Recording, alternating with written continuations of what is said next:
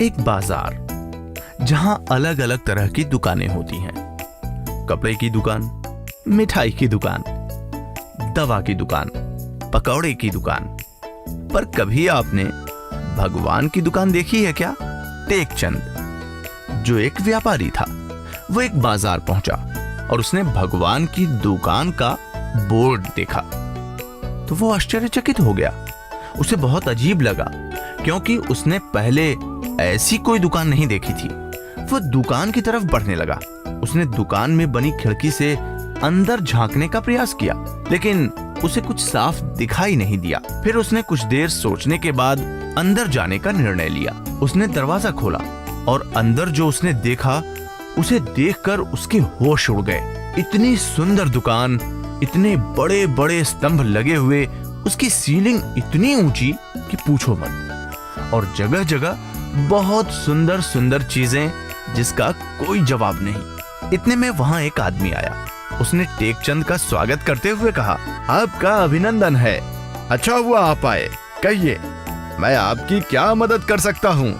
टेकचंद ने आश्चर्य से पूछा, क्या सचमुच ये भगवान की दुकान है? तभी सामने वाले व्यक्ति ने जवाब दिया, हाँ दोस्त, बिल्कुल, ये भगवान की ही दुकान है।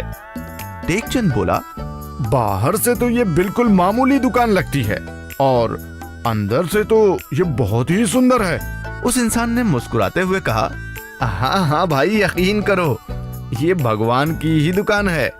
तभी टेकचंद ने दूसरा सवाल किया, ये जो इतनी सुंदर सुंदर चीजें आपने सजा रखी हैं, ये क्या हैं?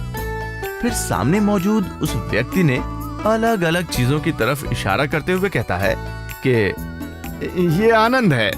टेकचंद ने इतना सुंदर प्यारा सा फूलों से सजा गुलदस्ता कभी नहीं देखा था। टेकचंद बहुत ही अचंभित था।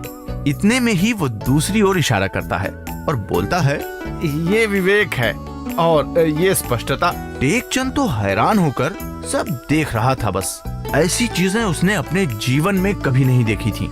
इतनी सुंदर, इतनी अच्छी। टेकचंद ने तपाक से एक और सवाल दाग दिया, भाई, ये खरीदी भी जा सकती हैं क्या? तो वहां जो उसकी मदद करने वाला व्यक्ति था, उसने कहा, बेशक, आप इसे खरीद सकते हैं। यहाँ तक कि आप इसे मुफ्त में भी ले जा सकते हैं। ये तो बहुत अच्छी बात है। टेकचंद बहुत खुश होकर बोला, दोस्त, क्या मैं इन प्यारी चीजों को एक से ज्यादा भी ले सकता हूँ क्या? सामने वाले शख्स ने सर हिलाते हुए कहा, हाँ हाँ, बिल्कुल ले जा सकते हैं।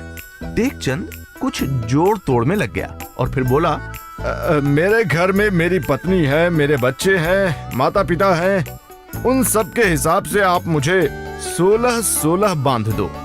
फिर दुकानदार ने बोला, आप इंतजार कीजिए, मैं अभी आता हूँ। और फिर वो व्यक्ति 5 मिनट बाद लौटा और उसके हाथ में एक छोटा सा डब्बा था। वो उस डब्बे को देते हुए बोला, श्रीमान जी, ये आपका ऑर्डर है। टेकचंद चौंकते हुए और थोड़ा सा नाराज स्वर में बोला, ये कैसे संभव है? ये इतनी बड़ी बड़ी चीजें हैं और ये डिब्बा तो इतना छोटा सा है, इसमें ये सारी चीजें कैसे आ सकती हैं? तब दुकानदार ने नम्रता से जवाब दिया, जिन चीजों को आप देख रहे हैं, हम सिर्फ उन चीजों के बीज देते हैं। जिसको आप ये देना चाहते हो, आप उन सभी को ये बीज दे सकते हो और उसे सही तरीके से बो, देखभाल करो, और जब ये बड़े होंगे तो ये भी ऐसे ही सुंदर बन जाएंगे। टेकचंद सब समझ गया और मुस्कुराते हुए वहां से वो छोटा सा बीज का डिब्बा लेकर चला गया।